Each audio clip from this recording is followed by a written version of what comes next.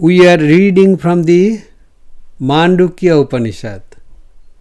This is our online class number 19 on chapter number 1 of this Upanishad. We are studying the mantra number 7. I will try to conclude it with this 7th class on this celebrated mantra. Mantra number 7.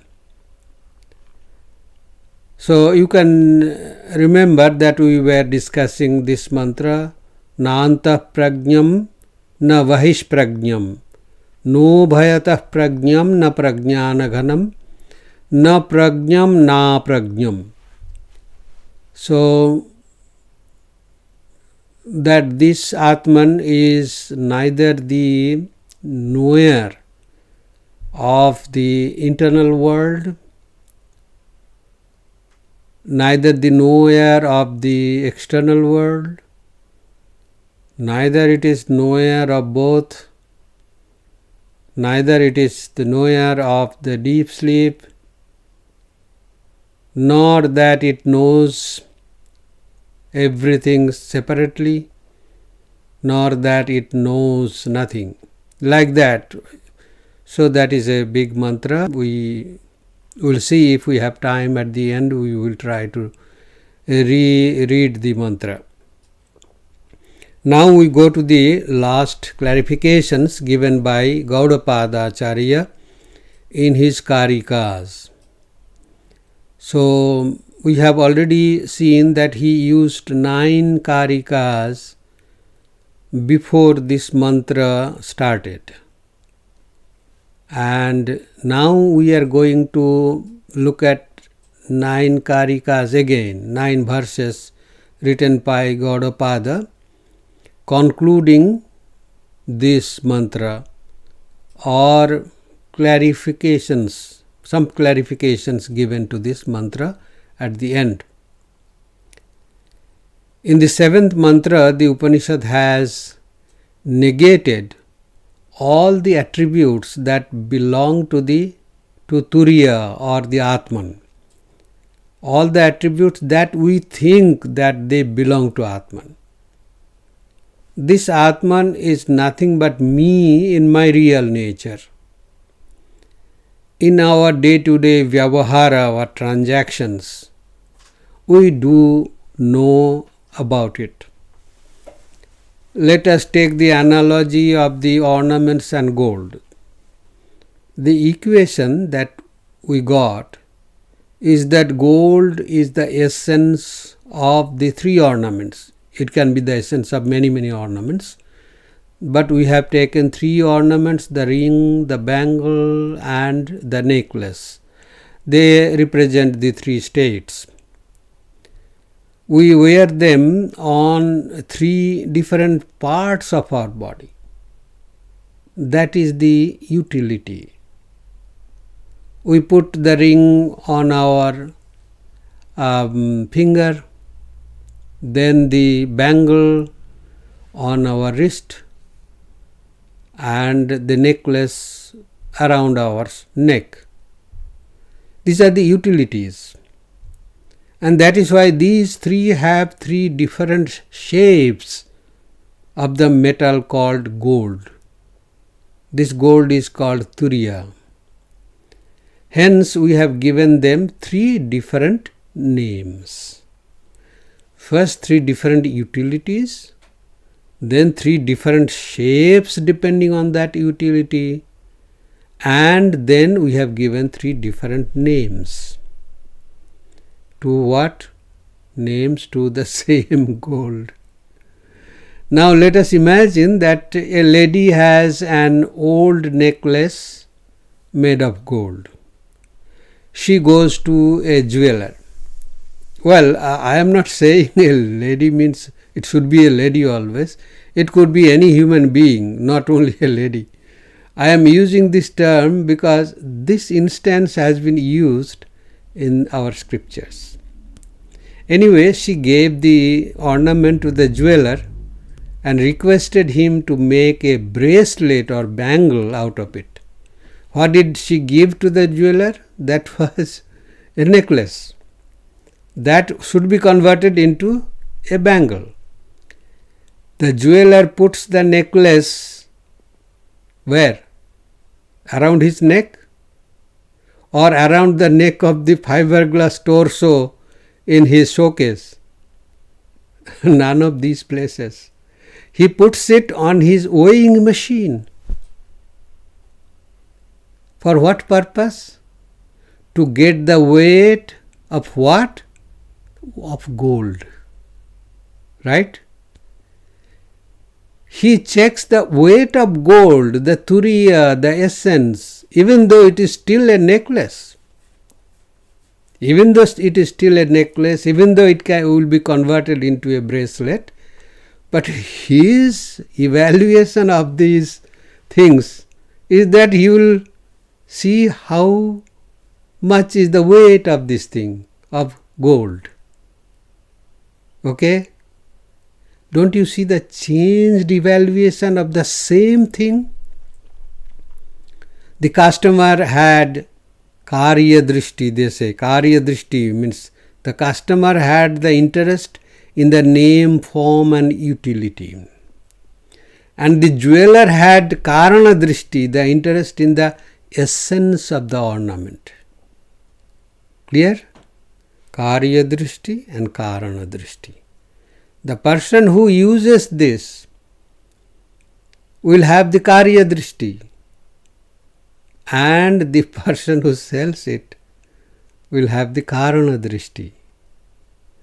Suppose the lady sells the ornament and the jeweler buys it for his sister's use or daughter's use, suppose. Still he buys it in gold value, even though he has its utility value in mind. Now let me tell you, in Indian languages, such an essence is called the Atma of a thing. We have it in our daily dealings. This essence of the ornaments, the gold, is called the Atma of the necklace. Atma of something means the essence of something. Now suppose the jeweler will make a bracelet out of it to fulfill the wish of the lady. What will he do? He will destroy all the utility, shape and name of the ornament by melting it. He will destroy the vyavahara. He will destroy. It has no value. Melt it. Then he will make a bracelet. And now suppose some years later the same lady comes back and wants a ring to be made out of it. What does the jeweler do? The jeweler weighs the bracelet to check how much gold is there. And then he destroys the bracelet and makes a ring out of it. Destroys the name, form and utility value. It is so transient, so temporary.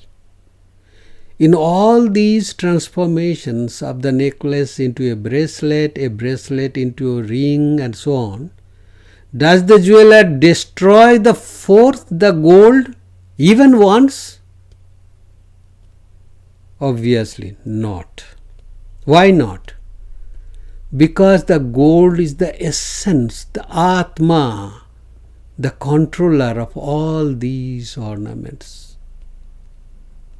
Similarly, I, the Atman, am called Vishwa, Taijasa and Prajna in my three states. When I wrongly associate myself with the attributes, the utility, the names and the forms, the very same I am called the Turiyam or pure Atman. When I dissociate myself from the attribute. When all the attributes are destroyed, this dismissal of the attributes is in the form of knowing or understanding. You don't have to bring a hammer to destroy it. Just know. Even though it is a necklace, but I have to weigh it to know how many grams it has, how much weight it has. There is no work of removing something that is spoken here. Nothing to be removed. When I have something, then the question of removing that thing comes. But the Atman is asangaha nahi sajjati. Atman is unattached. Nothing can stick to it. Hence there is no question of removing anything. Dissociating does not mean that you remove anything. It is only knowing that I am not Vishwa, Taijasa or Prajna. It is only knowing that I am not Vishwa, etc. Even though I know it while I am still in the form of Vishwa. This knowledge happens here and now. Similarly, the Turiya is not a fourth state. Not even the fourth. The Turiya is nothing but the Atman. It is there even when the different states, the different utility, the different forms, the different names will no longer be there. Clear? The mantra concludes saying, Sa Atma Sa Vigneyaha. That is Atman. That is you, my dear. That has to be known. As what? As a non-dual Atman, Advaitam. Chaturtham Manyante, they think that that is the fourth. But it is not really the fourth. Right? Once again, let me give an example similar to the one that we used in one of our earlier discussions. Suppose you, Mr. John, come out of a dream in which you saw that you became a king, that you went to a war to defend your country, that you were caught by the opponent king's army, that you were thrown into their prison. You were thirsty and cried out loudly for water. Someone woke you up. What did you realize? You realized that you are not a king. You are not a king. That you are not in a prison. That you are not thirsty. That you are not bound. Just notice, I am using all present tense here. All present tense. You are, you are. Why? Because you were in a dream. You were in a dream. But now you are not in a dream. That is why all these present waking realizations are in the negative. You are not in a prison, you are not bound, you are not. Right? Then what is positive about your realization? Your answers were all in the negative. That you were not a king, you were not bound in the jail and so on. Then what is positive about it? Here is the difference between Buddhistic argument and the Vedantic argument. After you attain Nibbana, what is there? What is positive about it? You get rid of this suffering. Then what did you get? So here the Upanishad answers that. The relief, the happiness that you are not suffering, that is the gain. Correct? Then what is positive about this realization again? You cannot say that I realize that I am John. You did not need to realize that you are John. You are John always. Do you remember our argument earlier? You did not realize that you are John. Why? Because you are John always. Advaitam. The experience of your being a king was a passing experience, which is not permanent. Correct? Now the Upanishad concludes the 7th mantra saying, Sa Atma, that is Atman. Sa Vijñeyaha, that is to be realized. Why didn't the Upanishad say that Sa John, that is John, you are John, and that is to be realized? Why? Why didn't the Upanishad say that? You have to know that you are Vishwa. It did not say that. You have to know that you are John. Here lies the crux of this problem. Here lies the fundamental teachings or teaching of Vedanta. You are John, that is to be known, that the Upanishad did not say. You are Vishwa, that is to be known, because you woke up from the Taijasa state, from the dream state, and now you are in the waking state. Therefore, you should know that you are Vishwa, the waker. Yes, here there is the truth. It is so wonderfully encapsulated in the last sentence. So Atma means you are Atman and not John or Johanna or Vishwa. Your Johnhood or Johannahood is also a dream.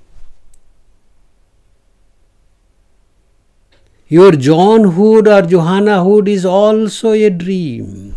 That is why the Upanishad does not say that you should realize yourself to be John or Jack or Jill or anything, or even Vishwa. You will know that you are Atman. And you are in the waking state. This is a dream. Gaudapada says that is true. But my dear, earlier you were in a dream and now you are in a waking dream. Waking state is a waking dream. Your kinghood was a non-waking dream. But your Johnhood is a waking dream. You were a king, now you are John. Still you are not Atman. You have to get out of this. Oh God. Yes. Come out of it. Get awakened. That is what this Karika says. Get awakened. You are now awake. But get awakened. You are in the waking state. Go to the awakened state. Then you know that you are not John, you are Atman. You don't need to know that also. But you will know that you are not John. When this dream breaks finally, what you know is that you are not John. That is also negative. That is called Atman. So Atma, that is the Atman. When you are able to get rid of this waking state illusion or dream, then you are the fourth, the Atman, Turiyam. That is beyond the three states. Otherwise it is a Vishwa or a Taijasa or a Prajna. This is called the end of the state, Prapancha Upashamam, the 7th mantra said. The end of this whole creation. And Advaitam, non-dual experience. Now Gaudapada follows his arguments to establish this fact. We will look into those revelations and then move on to the 8th verse of the Upanishad proper. We will check the non-dual position of the Karika by Gaudapada. He says, Turiya, the changeless ruler, Prabhu, he says, is capable of destroying all miseries.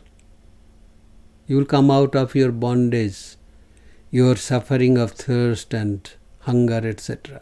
All other entities being unreal, the non-dual Turiya alone is known as effulgent and all-pervading. When we know that we are not in darkness, that means we are in light. When we know that it is not darkness, that means it is light. When you know that we are not limited by the body or states, then we are unlimited. The unlimited or infinity can only be non-dual. Vishwa and Taijasa are conditioned by the cause and effect. Gaudapada says in the next Karika 11. Prajna is conditioned by cause alone. Neither the cause nor the effect exist in Turiya. We have learned that Prajna, or the sleeper, is Atman, associated with condensed Ajnanam. We have also learned that Ajnanam is the cause of the effect called the creation. It is our cause also. It is cause of Vishwa. Because we are not outside the creation. The cause and Ajnanam are one and the same. Prajna is conditioned by this cause or Ajnanam or Karanam. Whereas Vishwa, the waker, and Taijasa, the dreamer, are conditioned not only by the cause Ajnanam, but also by their effect, the states. We also learned that Ajnanam, the cause, leads to Adhyasa or error. The effect means error. Before, there was only Ajnanam, and then it created Adhyasa. The ignorance about the rope creates an error that it is a snake. Clear? Therefore, the Karika makes it clear that both the waker and dreamer are caught up by two, Ajnanam and Adhyasa, ignorance and error. But the sleeper is caught up by only one, the cause, the Ajnanam, ignorance. Vishwa and Taijasa, the waker and the dreamer, know the effect, the states. Because they are experiencing the states, they are conditioned by the states. But they do not know the Atman or the Self. They do not know who they are. Clear? But the Karika says, Prajna does not know anything of the Self or of the not Self, of the truth or untruth. Prajna, or the sleeper, is called Prajna because it is almost ignorant, Ajna, or fully ignorant. Here we have the insight into the sleeper, and we can say that the sleeper is fully ignorant because it knows neither the self behind it nor the not self or the states above it. But Turiya, the Turiyam, is ever existent and all-knowing. Then Gaudapada says, non-cognition of duality is common to both Prajna and Turiya. Prajna does not know duality because it is in deep sleep, condensed Ajnana. Prajna is associated with sleep in the form of cause, and this sleep does not exist in Atman. That is the difference between Prajna and Atman. Prajna is conditioned by the sleep, and that sleep does not exist in Turiyam or Atma. The first two, Vishwa and Taijasa, are associated with dreaming and sleep respectively. Now see what he is saying. Something revolutionary. something contradictory to what he said up till now. Because we have grown in our understanding, now he is driving the last nail into the coffin. The first two, Vishwa and Taijasa, are associated with dreaming and sleep respectively. But what did we learn earlier? Vishwa is associated with waking and Taijasa with dreaming. Now he says Vishwa is associated with dreaming and Taijasa is associated with sleeping. Earlier he said Prajna was associated with sleeping. Now this is a confusion. And then he adds that Prajna is associated with sleep which is free from dream. Dreamless sleep. Now see, dreaming, Vishwa is dreaming, Taijasa is sleeping and dreaming, and Prajna is having dreamless sleep. Knowers of Brahman who become Atman see neither sleep nor dream.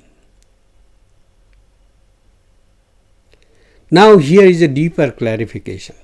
We have seen that the waker is one who is dreaming, a waking dream, a daydream. Okay? The waker is dreaming a daydream, waking dream. The dreamer is one who is also dreaming, but dreaming in his sleep. Can you see the difference?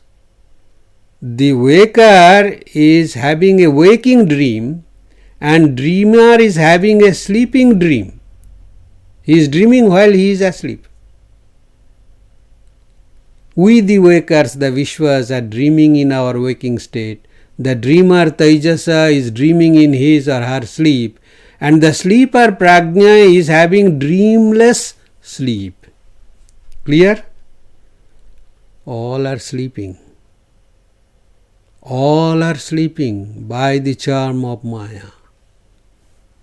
In short, the waker is dreaming while awake, the dreamer is dreaming while asleep, and the sleeper has dreamless sleep.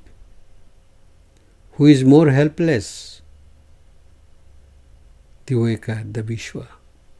Because the waker should not dream unless he or she is too helpless to help himself or herself. This is a very difficult understanding. We will get more clarification afterwards, but very sad condition indeed in the waking dream. Dreaming means is a wrong cognition and sleep means non-cognition. Dreaming means a wrong cognition and sleeping means a non-cognition of the reality. When the erroneous knowledge in these two is destroyed, Turiya is realized. Both waking dream and sleeping dream are wrong cognition.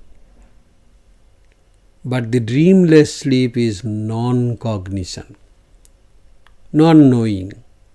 That is knowing wrongly and it is not knowing at all. Gaudapada says, when the jiva asleep under the influence of beginningless Maya is awakened, then it realizes the birthless, sleepless and dreamless non-duality. Once again, I would request you to bear with me for a very dry logical discussion here.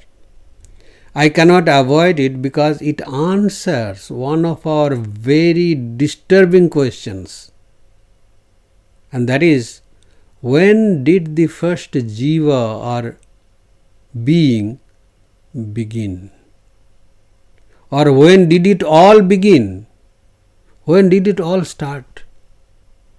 At what point of time? You will see that we are asking some questions which have no answer. This is one of those kind of questions. Hence the question itself is illogical. We know how does a mango tree grow. Suppose this is an example. We know how a mango tree grows. It grows from a mango seed, right? So we know the beginning of this mango tree. But our question is not about that. We are actually asking, when and how did the first mango tree grow? Do you see the question? Now suppose this our mango tree itself, which we saw growing up from a mango seed, is itself asking, how and when did my mother seed grow, and which was the first mango seed that gave rise to my species called mango? This is what we are asking. Where did it all begin? We too are deluded like that. We ask, who was the first human being, or when did our species start? The first thing is that I cannot know how I was born and when I was born. My parents told me that I was born of them, and that on such and such date, such and such time, such and such place I was born. When I grow up, I understand that people are born of their parents. Now, if I want to know about my parents' birth, then their parents' birth, and this way walking backward about my ancestors, going back to the very first two human beings, then it will be an illogical question. Because you cannot stop there also. If someone says that John was the first human being, then you will not accept. Who was before John? We always try to find a cause of an effect. Who were their parents? So there is this question, that who has no father? Then the Father in heaven has no father. Somewhere you have to accept that before that nothing was there. And if you go on asking who was his father or mother and like that, this is called regressus ad infinitum. Infinite going back and back. There is no end to that. There is no answer to this. Now we will look at the same question from the standpoint of Vedanta. Very interesting but difficult logic. Let me try to make it easy. We asked, when did it all begin? When means time. Then means time. The Karika says, when the jiva is awakened, then it realizes non-duality. Good. That means when knowledge comes, non-duality comes. Like suppose I say, when I saw him, I was happy. That means before that I was not happy. So if we look at the Karika, when the jiva is awakened, then it realizes non-duality. That signifies non-duality is not there before my awakening. Because the Upanishad said, Sa Atma, that Advaitam. Hence our liberation or moksha means the arrival of Advaita, non-duality. Non-duality starts there. It also means that duality ends with the arrival of Advaita knowledge, non-dual knowledge. This is the doubt of the dualists. Now the serious thing about this understanding is that there are many logical problems if we accept that. The duality ends and non-duality begins. Dual knowledge ends and non-dual knowledge begins. Dual knowledge means what? I am Vishwa, I am Taijasa, I am Prajna, I am sleeping, I am dreaming, I am awake. All these things are dual knowledge. And this will end when you know that you are Atman, non-dual Atman. Then the Atman begins there. The problem is, if duality has an end, then it must have a beginning. then what will happen? We said regressus ad infinitum. You cannot find the beginning. So, we have read in the Karika, when the jiva is awakened, then he realizes non-duality.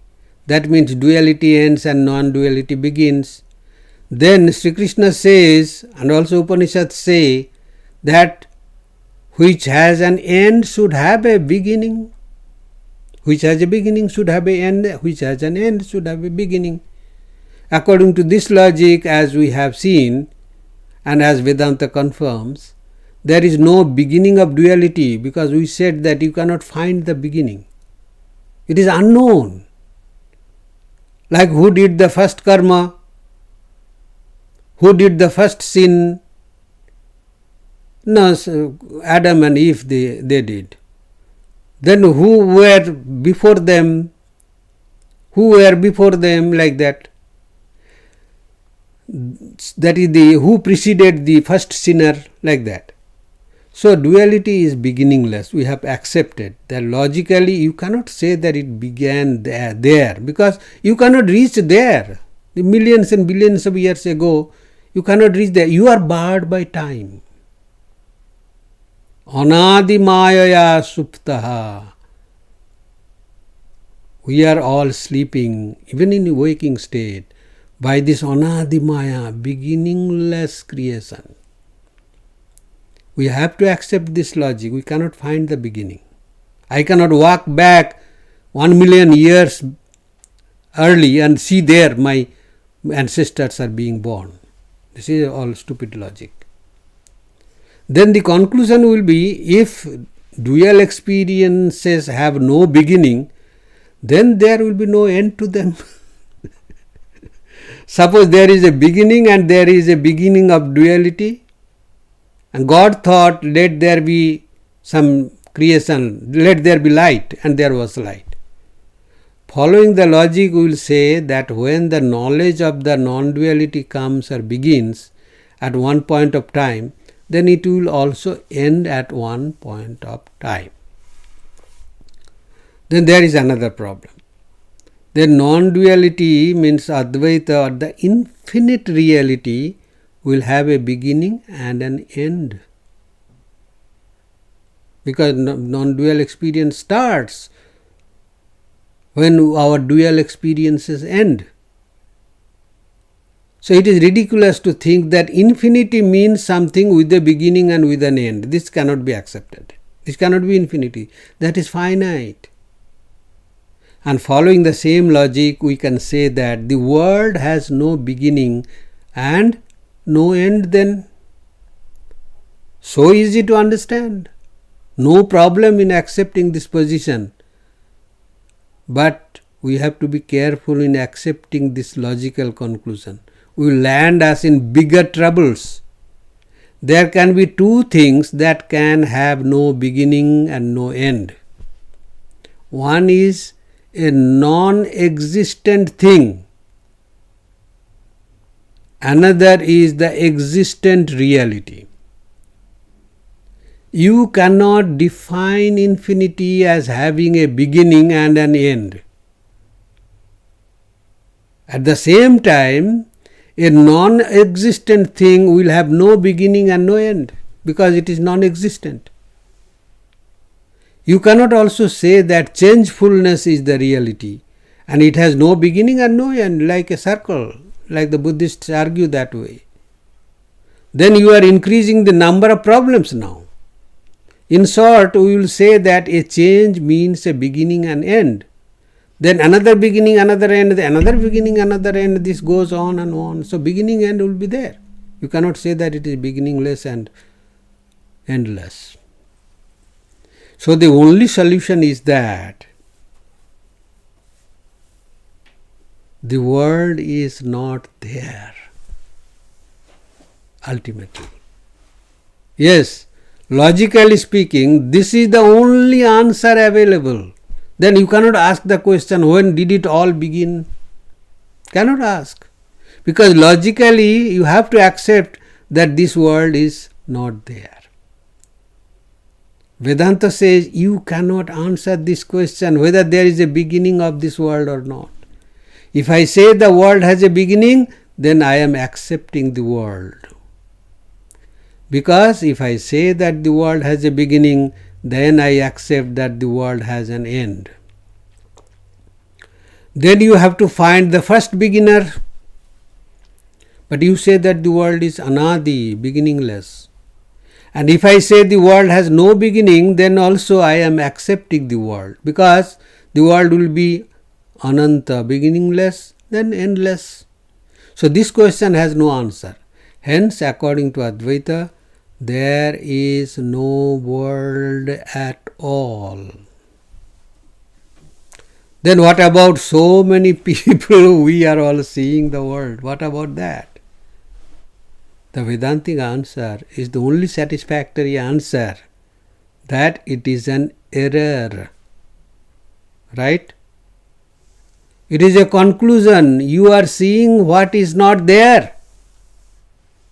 When it is an ignorance, it produces an error or confusion that there is a world. But there is no question of the beginning of the world. When the knowledge dawns, the world does not end because it is not there. Then what ends? Your confusion goes. And you understand that there is no world at all. This understanding is called the end of Dvaitam or dualistic experiences. It is not literally so, because it is not there. It is only an understanding. That I thought that there was the world means I thought that this world continues permanently. That was wrong. Suppose you see a snake on the rope. Someone asked, what is the date of birth of the snake? What will you answer? You are still seeing the snake. You may continue to see the snake as long as you don't bring the light. Will you say that this snake, what you are seeing on the rope, has a date of birth? There is no answer at all. If there is a real snake, then only there will be an answer. The snake is with beginning and without beginning. You think that it has a beginning, but it has no beginning because it is not there. Sarpa eva nasti, the snake does not exist there. It is not also anadi. It does not have beginninglessness. When a person recognizes the rope as rope, he says that the snake goes away. The snake, fear is gone, snake is gone. That means the understanding comes that there was no snake, even though I was seeing it. As long as I saw it, it was there. But it was not there in reality. So therefore, what is the question of a beginning? That is why they say beginning. Similarly, in the wake of knowledge, one understands that there was no suffering, no duality. And there is no duality. It will not be there also. What was these dual experiences? It was a confusion, a mistake. But the problem is, suppose in the beginning of his study a student asks, where did the world come from? And if you, the teacher, say that the world does not really exist, then there will be a big problem for the teacher.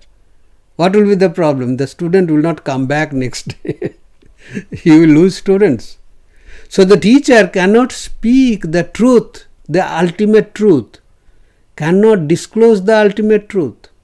So the teacher will say, the creation is beginningless. Because I can't answer. This is a question which cannot be answered. So, but he starts with this proposition, the world is beginningless. It is an illogical answer though. If the creation is beginningless, then it will not have an end. duality will be the reality. It will be there, always there. Then you will not have non-dual knowledge, Advaita, as the conclusion. Upanishad says that knowledge is non-dual. But the students who are new to spiritual life or new to the study of philosophy cannot understand this logic. Hence the teacher starts slowly and he says that dual experiences started somewhere that is not traceable. Duality means the world of our experiences, including us. I am included in that duality. Don't forget that. So the students, before they grow up to the clear understanding of the level of the Mandukya Upanishad, the students have to be told that the creation is beginningless. I have myself encountered people who would show off their limited knowledge, saying that, number one, the creation is anadi according to the conclusions of Vedanta. The creation is beginningless. And then another question, that Maya means non-existence. And another one, the Shankaracharya is Prachanna Bauddha, a Buddhist in disguise. He is a Buddhist in reality but a Vedantic in appearance. And number 4, that non-dual realization is a mystical experience. These are very, very technical things, and if you accept any of this position, then you don't know what non-dualism is. You don't know what non-dual experience realization is. Technically you are wrong, and also experientially you are wrong if you accept this position. Now let me take up these points one by one, so that briefly I will give some answers to these statements, so that you are able to understand that we may feel encouraged, enthusiastic, inspired to say these things. They seem to be very nice to say, but be careful. We cannot say those things because they are first illogical and experientially also they are wrong. So number 1 question was, the creation is beginningless. So it has no beginning. If the creation has no beginning, then it will not have an end. Then our suffering will never end. Then suffering or non-existence will be the reality. And the second question is, if Maya means non-existence, then we would not have the experience of the world. Maya does not mean non-existence. It means an error. And it is there as long as you are in the error. It is very much there because it affects you. As long as you are seeing the snake, you are getting disturbed by the presence of the snake, you are getting afraid, your chest starts pounding. All these things are true. So, by one definition you say Maya means non-existence, that is very wrong. And third is, if Sankara is Prachanna Bauddha, a disguised Buddhist, then he would not have refuted Buddhistic conclusions to establish the conclusions of Vedanta. This is very simple logic. There are a lot of other arguments to give to show that Shankara is not a disguised Buddhist. Some people ask like that, and they think that they are right. But how wrong they are, because they are not trained in such logic. And the fourth one is, if non-dual experience is a mystical experience, then it will become a dual experience. We should know this. If non-dual experience is a mystical experience, then it will become a dual experience. Mystics belong to dualistic realm. Then you will have to go to a separate state, like a samadhi state, to realize it. But non-dual experience does not wait for a state. Non-dual experience does not require you to go to samadhi. It requires you to be here and now to experience that you are Atman. Sa Atma Savigneyaha. That has to be known, not to be known as a mystic experience. We have to be very careful about it. Later on, when we come to the level of understanding of the Mandukya Upanishad, we will realize that the creation is unreal, mithya. In what sense? It is as good as not there. It is as good as not there, but at this moment, it is there. Then why do you say it does not exist? It is there, but it is an error. In the wake of knowledge called realization, one understands that duality is a misconception. It comes and goes like a mistake, as it happens in our rope snake example. It is a mistake to think that this snake was there and now it is gone. It is a mistake.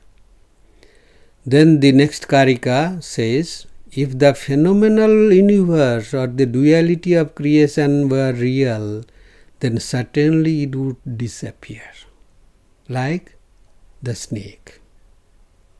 Idam dvaitam maya matram, it says.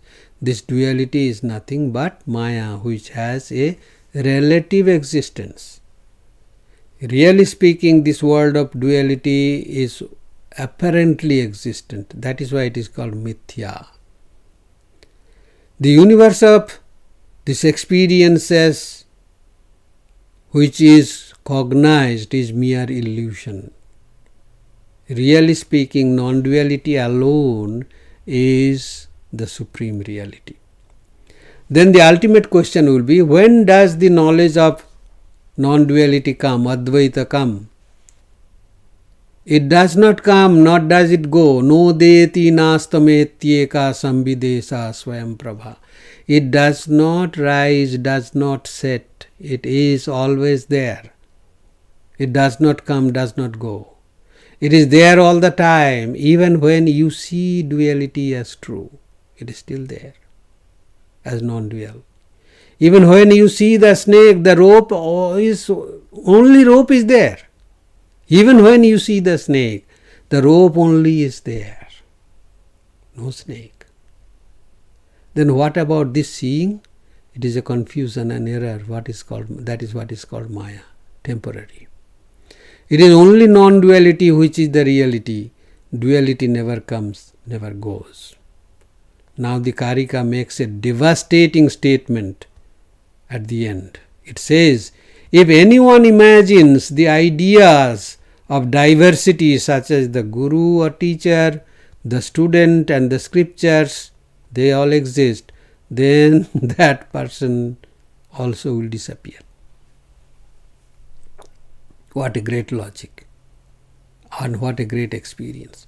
These ideas are for the purpose of instruction, the Karika says. Duality ceases to exist after realization. If you do not ask questions about who you are, then there is no problem.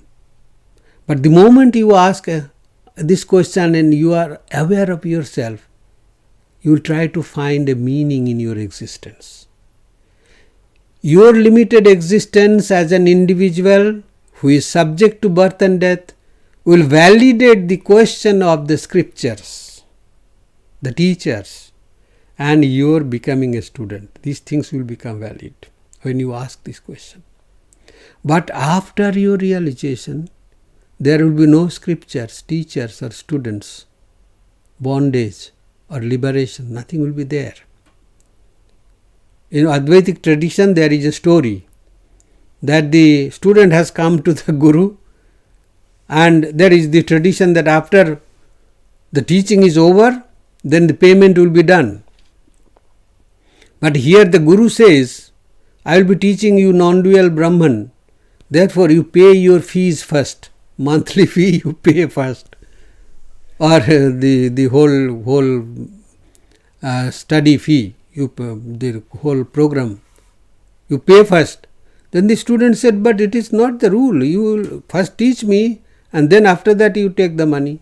He said, my dear, After I have taught you non-dualism, you are realized, you do not see the difference, and then you will not pay. Who is guru, who is teacher? Where is the question of liberation? Where is the question of bondage? And where is the question of money?